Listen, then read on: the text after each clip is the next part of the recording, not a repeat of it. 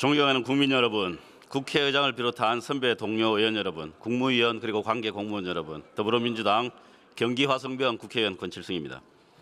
먼저 항공기 사고로 유명을 달리하신 희생자분들의 명복을 빌고 유족분들에게도 깊은 애도의 말씀을 올립니다. 세계 10대 경제 대국이며 민주화와 산업화를 동시에 이룬 유일한 나라, 그리고 식민지 역사를 딛고 5030 클럽에 가입한 유일무이한 나라, 위대한 조국 대한민국에 비상계엄이라는 어이없는 날벼락이 떨어졌습니다.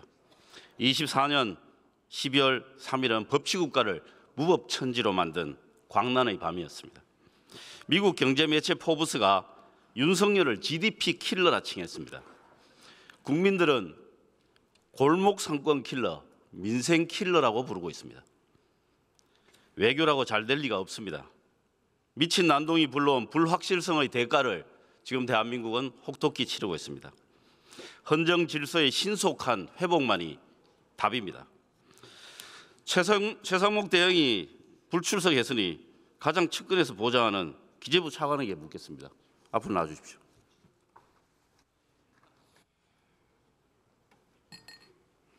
네, 호명된 차관이 답변을 위해 자리에서 일어나 앞으로 나와서 답변자석 앞에 섰습니다. 더불어민주당 권칠승 의원이 단상의 방향을 답변자석과 마주하게 조종했습니다. 단상 위에 마련된 컵에 물 한 잔 따라 마셨습니다. 최상목 대행이 국회 출석을 거부한 것은 전례도 없고 상식 바뀌기도 합니다. 잘못된 일이죠. 오늘 저희 그 국제 심평사 면담 외빈과의 면담이 잡혀 있어서 취소할 수 없는 일정이 있어서 못 오신 것으로 알고 있습니다. 잘못된 일이죠. 그 부분에 대해서 제가 답변드리긴 좀 어려울 것 같습니다. 왜 답변이 안 됩니까? 답변 안 하기로 작전 짜고 나왔어요? 아니 저희 부총리로서 이제 출석 요청을 받은 것으로 알고 있습니다. 근데 지금 권한대행으로서 여러 외교 안보 일정이나 그런 부분 소화하고 계시는데 본회의 개의 여부가 저희 1월 6일 날 촉박하게 일정이 잡혀서 아마 오늘 못 나오신 것으로 알고 있습니다. 뭐 다른 사유 있으면 또 이야기해 보십시오. 뭐 다른 사유는 없습니다. 대한민국 정부가 지금 내란 수괴 혐의를 받고 있는 내란 정당, 내란 동조 정당, 위헌 정당, 그 당의 1호 당원과 그 정당과 당정 협의를 하고 있습니다. 이거 대한민국 정부가 제정신입니까? 네, 이게 나라입니까? 내란 수괴 혐의자가 제1호 당원으로 있는 정당과 당정 협의를 하고 있어요. 답변해 보십시오. 오늘 저희 여야정 국회의장님께서 주관을 하셔서 당정 협의를 했잖아요. 며칠 전에. 예, 논의를 했습니다. 그런 과정에 제정신입니까? 하나로서라도 당정 협의는 저희는 필요하다라고 생각하고 있습니다. 그러니까 제정신이 아닌 겁니다.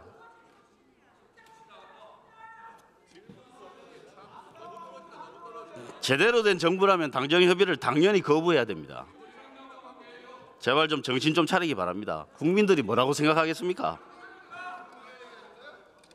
그다음 윤석열에 대한 체포영장 집행을 앞두고 지금 경호처하고 경찰이 일촉즉발의 상황입니다.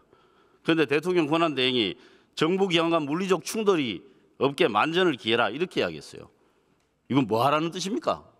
공무원 용어로 한번 해석을 해보시죠.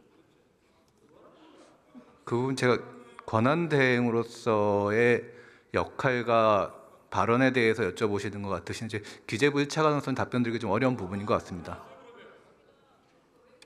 그럼 들어가십시오. 김범석 기획재정부 차관이 답변을 마치고 자리로 돌아갑니다. 법무부 차관 나와주십시오. 김서구 법무부 차관이 답변을 위해 자리에서 일어나 앞으로 나와서 답변자 뉴스타파 보도 보셨죠? 그 뉴스타파 보도 중에 어떤 내용을 말씀하시는 건지. 예. 창원지검 보고서. 예, 봤습니다. 예. 보고서 자체를 보셨어요? 예, 봤습니다. 예. 언제 보고 받았어요?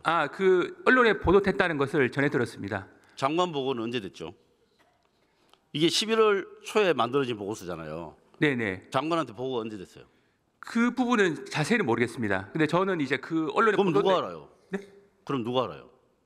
그 언론에 보도된 내용을 아니 장관한테 내부 네네. 보고가 언제 됐냐고요. 그 부분은 제가 구체적으로는 제가 알 수는 없습니다. 왜 모릅니까? 아니 저희가 창원지검에서 그 관련 사건의 진행 중에 있는데 그 매일 구체적인 내용을 보고를 받습니다만 구체적으로 어떠한 문건을 작성해가지고 일일이 제가 세부적으로 보고받지는 않거든요. 그러니까 대략적인 내용을 저희가 보고받기 때문에 지금 뉴스타파에 보도된 내용 자체를 세밀하게 보고받았는지는 제가 봤을 때는 그렇게 세밀한 내용은 보고받지 않았던 것으로 보는데 개략적인 내용 정도는 보고받았던 것으로 알고 있는데 지금 시기를 물으셔가지고 시기에 대해서는 제가 정확하게 언제 받았다라고 제가 보고한 건 단정하겠다는 사실입니까? 겁니다. 네? 보고한 사실은 있습니까? 그런 내용에 대해서 대략적인 내용을 보고받은 것으로만 기억하고 있습니다. 정치자금법 위반은 확실하죠. 그 부분도 지금 창원지검에서 수사를 하고 있습니다. 아 그러니까요. 네. 드러난 걸 보면 확실하잖아요. 아니 그러니까 정치자금 위반 혐의가 충분히 있고 그 부분에 대해서 수사를 하고 있습니다. 네, 내라는 혐의와는 별도로 신속하게 수사를 하시고 네, 윤석열에 대해서는 헌재 판결이 나면 기소도 신속하게 하십시오. 네, 해당 기관에서 철저하게 수사를 하고 있는 것으로 알고 네, 있습니다. 들어가셔도 좋습니다. 네. 다음에 헌법재판소 사무처장 나오십시오. 법무부 차관이 답변을 마치고 자리로 돌아갑니다. 김정원 헌법재판소 사무처장이 답변을 위해 자리에서 일어나 앞으로 나오고 있습니다. 우원식 국회의장에게 인사를 한 후 답변자석 앞에 섰습니다. 대한민국의 이 불확실성을 제거하기 위해서 가장 중요한 요소는 탄핵 심판이 신속하게 결정되는 것이다에 대해서는 동의하시죠? 예, 그 사안의 성격상 신속성이 필요합니다. 네. 계엄 포고령 1호 문서 확보했습니까? 그 지금 심리 중에 있고 네, 문서 확보하셨어요? 그 지금 죄송하지만은 구체적인 그 심리 상황에 나온 자료에 대해서 일일이 다 제가 확인해 드릴 수는 없습니다. 예, 국회 그 내용 중에 국회 정치활동 금지하는 것, 뭐 다른 것도 다 문제지만 예. 이거 명백한 위헌이죠. 그 부분은 현 헌법상 상당히 좀 이상한 문구라고 생각을 하고 있습니다. 예, 뭐 처장님 답변 그 당시 뭐 그동안의 태도로 봤을 때 엄청나게 진전하셨네요. 예, 명백한 위헌이다 이렇게 해석하겠습니다. 그리고 그 포고령을 대통령이 직접 확인했다는 것도 알고 계시죠? 본인이 만든 것으로 제가 이해하고 있는데요. 예, 네, 감사합니다. 저 국무회의 회의록 받은 바 있습니까? 지금 피청구인 측에서 낸 자료는 그 답변서와 의견서만 제출되어 있는 걸로 알고 있습니다. 없다는 말씀이시죠? 회의록이 없다는 말씀이시잖아요. 그러니까 재판 절차 중에 나온 자료에 대해서는 제가 일일이 다 확인해 드리긴 좀 어렵다는 점을 이해해 주시기 바랍니다. 네, 그리고 헌법재판관 지금 마은혁 후보에 대해서 임명을 안 하고 있는데 이 부분에 대해서 헌법재판소 입장이 뭡니까? 저희는 재판관 공석이 발생을 하면 그 공석이 다 채워지기를 바란다는 것이 저희의 일관된 입장입니다. 예, 최상목 대행이 여야 합의를 이야기했는데 그 기관장인 국회의장께서 여야 합의가 있었다고 공식적으로 말씀을 하셨어요. 그럼 당연히 임명해야 되는 거 아닌가요? 저희는 긍정적인 결과를 기다리고 있습니다.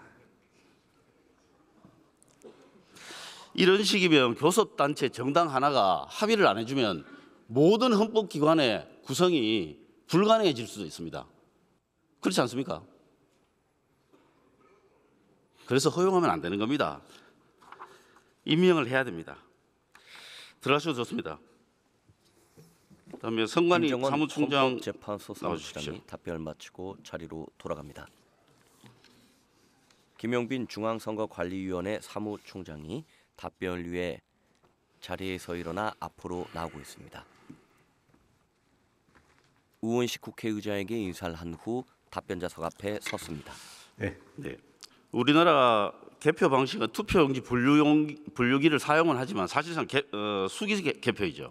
네, 맞습니다. 예, 실무적으로 보면 TV에 투표 결과가 방영되기 훨씬 이전에 그리고 중앙선관위의 전체가 집계되기 그 이전에 이미 개표 현장에서 각 캠프에서 나온 그 개표 참관인들이 당락을 다 확인하고 업무가 종료되죠. 네, 맞습니다. 그러니까 선거제도는 전자투표 방식이 아니라 실물투표제에 의한다는 것입니다. 네. 따라서 현장에서 그 실물투표제에 의한 개표 상황표라는 게 작성됩니다. 그것을 기초로 하는 것이고 지금 그 선관위 그 중앙에서 언론 보도를 통해서 나오는 그런 수치들은 현장에서 이루어지는 개표소에서 개표한 개표 상황표의 수치를 전산으로 전부 확인하고 통합해서 보도 자료로 사용하는 것뿐입니다. 네. 현장에서 확인한 그 당락의 결과가 뒤집힌 적이 있습니까? 없습니다. 그렇습니다. 왜 안 뒤집혀졌겠습니까? 결과가 그대로 맞았기 때문이죠. 네. 그렇습니다. 그다음에 선관위 서버 해킹이 가능합니까? 불가능합니다. 왜 그렇습니까? 기본적으로 단정적으로 불가능하다는 그 표현은 좀 어폐가 있습니다. 사실은 과학기술의 발전에 대하면 어디까지 가는지는 모르겠는데 지금 저희가 말하는 그 전산 서버는 기본적으로 그걸 운영하는 그 운영부 내와 서버 사이에 폐사망으로 운영이 되고 있습니다. 그래서 그렇습니다. 외부의 해킹 자체가 불가능합니다. 그렇습니다. 즉 그 전산을 조작하려면 반드시 저희 내부의 직원이 가담을 해야 가능한 구조입니다. 그렇습니다. 만약에 해킹을 했다 하더라도 그게 의미가 있습니까? 당락에? 지금 그 부분입니다. 지금 그 전산 조작이 가능한 경우라도 말씀드린 이유가 실물 투표제에 의해서 운영한다는 취지는 현장에서 전산 조작한 그 결과와 현장의 투표지가 불일치하게 되는 겁니다. 그러니까 완벽하게 부정선거가 이루어지기 위해서는 실물 투표지에 대한 조작도 그 전산 조작에 의한 수치와 동일하게 하는 작업이 필요하다는 겁니다. 네. 그게 실이 아니고서는 불가능하겠죠. 그게 사실적으로 가능하겠느냐라는 부분이 예. 이제 문제가 되는 겁니다. 제가 드리는 말씀은 사후에 해킹을 해봐야 당락을 바꿀 수가 없다 이런 뜻입니다. 그렇죠? 지금 부정선거론자 분들께서 주장하시는 내용은 사후에 조작한다는 취지가 아니고 제가 순서대로 조작 말씀드리는 겁니다. 플러스 투표지까지 조작을 해서 그걸 예. 맞춘다는 취지입니다. 예, 신과 함께 해야 가능한 일입니다. 자, PT 좀 올려주십시오. 22대 총선 공동 출구 조사인데요. 이 조사를 보면 이렇습니다. 출구 조사 예측치보다 오히려 민주당이 12석 적게 나왔어요. 국민의힘이 13석 더 많이 나왔어요. 지역구별로 보면은 국민의힘이 우세로 조사되었다가 민주당이 당선된 곳이 딱 한 곳밖에 없고요. 민주당이 우세로 조사가 됐는데 국민의힘이 당선된 곳이 무려 17곳입니다. 부정선거 문제 제기하려면 민주당에서 하는 게 그나마 앞뒤가 맞을 것 같습니다. 자, 이게 이런 겁니다. 입틀막, 바이든 날리면 대파 가격 소동, 최혜병 순직 사고 때문에 이종섭 전 국방장관의 호주 대사 임명, 이런 것 때문에 스스로 선거를 망친 거 아닙니까? 그래놓고 선관위 탓하고 그것도 안 되니까 부정선거 탓하는 겁니다. 이게 원래 남 탓하는 게 지금 정부의 주특기이긴 한데요. 그래도 이 면면을 보면 이 유튜브 방송하는 사람들, 그 부정선거를 제기하는 사람들의 그 면면을 보면 어떤 건지 한번 제가 다음 PPT 한번 올려주십시오. 그 다음요. 보면 제목도 아주 유치찬란합니다. 그 다음요. 네, 저런 거 합니다. 근데 저 사람들이 제가 말씀드린 이 간단한 논리를 이해하지 못해서 저렇게 할 것인가? 그렇지는 않다고 봅니다. 선관위에서는 저 사람들이 왜 저런다고 생각합니까? 그 추정에 의한 답변을 여기서 하는 것은 적절치 않아 보입니다. 어떻게 추정하십니까? 추정이라고 전제를 달고 하십시오.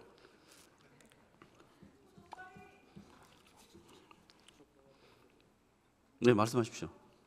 그 지금 말씀드린 대로 제가 여기서 그분들이 어떤 의미를 가지고 그런 방송을 하는지에 대해서 말씀드리는 건 적절하지 않습니다. 네, 그다음 PT 넘겨줘 주십시오. 네. 그다음 이제 보수 유튜브 수익 추정. 저 한 달 수입입니다.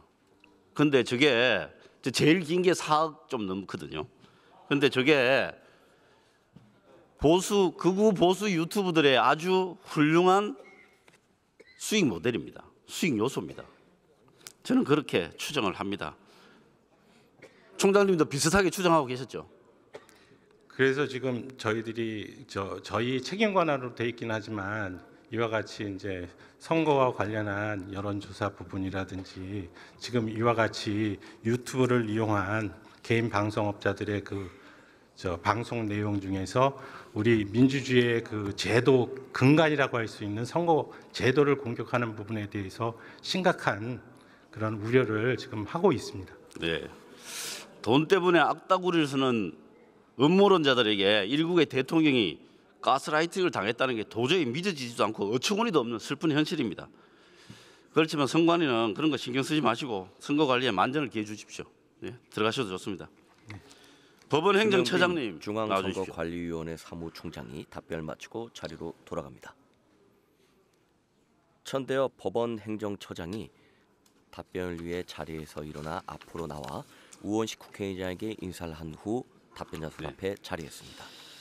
윤석열 대통령 측 변호인단이 어제 무효인 체포영장에 의해 진행되는 수사에 응할 수 없다 이러면서 체포영장에 대해 또 문제를 삼고 나왔습니다. 체포도 되기 이전에 체포에 불응한 상태에서 체포영장에 대한 불복 이거는 허용되지 않는다고 하는 게 법원에 확립된 판례죠. 예, 저희들은 그런 입장을 밝혔습니다. 네, 이게 허용된다면 영장제도 자체가 완전히 형해화되죠.